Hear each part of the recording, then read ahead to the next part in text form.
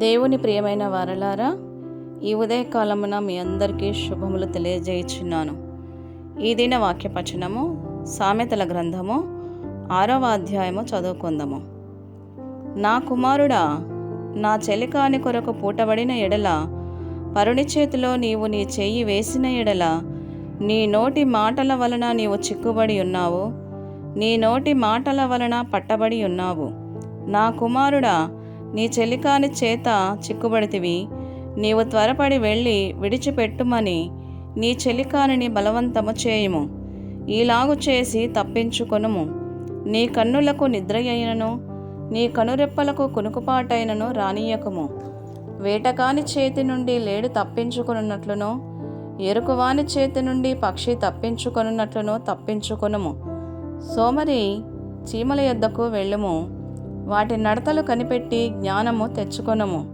వాటికి న్యాయాధిపతి లేకున్నను, పై విచారణకర్త లేకున్నను, అధిపతి లేకున్నను, అవి వేసవి కాలమందు ఆహారము సిద్ధపరచుకొనును, కోతకాలమందు ధాన్యము కూర్చుకొనును.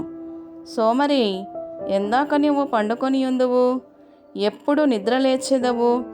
ఇక కొంచెము నిద్రించేదనని, కొంచెము కునికెదనని, కొంచెము సేపు చేతులు ముడుచుకొని పరుండెదనని నీవనుచుందువు. అందుచేత దోపిడిగాడు వచ్చినట్లు దారిద్ర్యము నీ యొద్దకు వచ్చును, ఆయుధదారుడు వచ్చినట్లు లేమి నీ యొద్దకు వచ్చును. కుటిలమైన మాటలు పలుకువాడు పనికిమాలిన వాడును దుష్టుడునై ఉన్నాడు. వాడు కన్ను గీటుచు కాళ్లతో సైగ చేయును, వ్రేళ్లతో గురుతులు చూపును. వాని హృదయము అతి మూర్ఖ స్వభావము గలది. వాడెల్లప్పుడూ కీడు కల్పించుచు జగడములు పుట్టించును. కాబట్టి ఆపద వాని మీదికి హఠాత్తుగా వచ్చును. వాడు తిరుగు లేకుండా ఆ క్షణమందే నలుగగొట్టబడును. యెహోవాకు అసహ్యములైనవి 6 గలవు, 7 ఆయనకు హేయములు.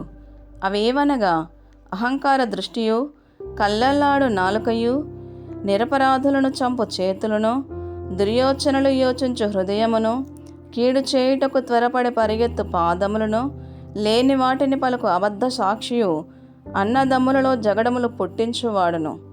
నా కుమారుడా, నీ తండ్రి ఆజ్ఞను గైకొనుము, నీ తల్లి ఉపదేశమును త్రోసివేయకము. వాటిని ఎల్లప్పుడూ నీ హృదయమునందు ధరించుకొనుము, నీ మెడ చుట్టూ వాటిని కట్టుకొనుము. నీవు త్రోవను వెళ్ళినప్పుడు అది నిన్ను నడిపించును, నీవు పండుకొనున్నప్పుడు అది నిన్ను కాపాడును, నీవు మేలుకొనున్నప్పుడు అది నీతో ముచ్చటించును. ఆజ్ఞ దీపముగాను, ఉపదేశము వెలుగుగాను ఉండును. శిక్షార్థమైన గద్దింపులు జీవమార్గములు.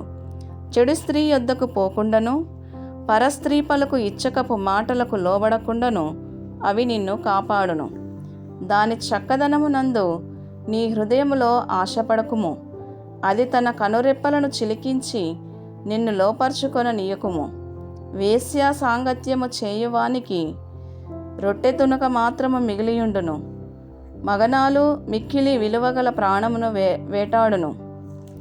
ఒకడు తన ఒడిలో అగ్ని నించుకొనిన ఎడల వాని వస్త్రములు కాలకుండునా? ఒకడు నిప్పుల మీద నడిచిన ఎడల వాని పాదములు కమలకుండునా?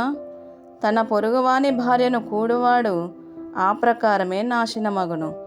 ఆమెను ముట్టువాడు శిక్ష తప్పించుకొనడు. దొంగ ఆకలిగొని ప్రాణరక్షణ కొరకు దొంగిలిన ఎడల ఎవరునూ వాని తిరస్కరింపురు గదా. వాడు దొరికిన ఎడల 7 చెల్లింపవలెను. తన ఇంటి ఆస్తి అంతయు అప్పగింపవలెను. జారత్వము జరిగించువాడు కేవలము బుద్ధిశూన్యుడు. ఆ కార్యము చేయువాడు స్వనాశనము కోరువాడే. వాడు దెబ్బలకును అవమానమునకును పాత్రుడగును. వానికి కలుగు అపకీర్తి ఎన్నటికిని తొలగిపోదు. భర్తకు పుట్టు రోషము మహారౌద్రము గలది. ప్రతీకారము చేయు కాలమందు అట్టివాడు కనికరపడడు. ప్రాయశ్చిత్తమేమైనా నీవు చేసినను వాడు లక్ష్యపెట్టడు. ఎంత గొప్ప బహుమానములు నీవిచ్చినను వాడు ఒప్పుకొనడు. ఇంతవరకు 6వ అధ్యాయం సమాప్తం.